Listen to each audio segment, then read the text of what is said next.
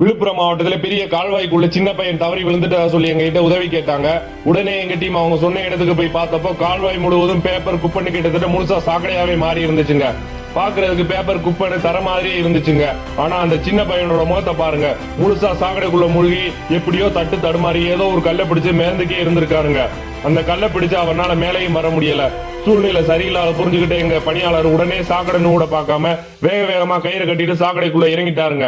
நல்லா பாருங்க, அந்த கயிறு மட்டும் இல்லைன்னா எங்க பணியாளரும் சாக்கடைக்குள்ளேயே மூழ்கிடுவாருங்க. அவ்வளவு ஆழமா இருக்குதுங்க அந்த கால்வாய். மேல இருந்த மற்ற பணியாளர்கள் வேற ஒரு கயிறை போட கீழே இறங்கின பணியாளர் அந்த பையனோட இடுப்புல கட்டி விட்டு பாதுகாப்பா பையனை மேல தூக்கி விட்டாருங்க. அப்புறமா உள்ள இருந்த எங்க பணியாளரும் அவருக்கு கட்டி இருந்த கயிறை பிடிச்சுக்கிட்டு மேல வந்துட்டாருங்க.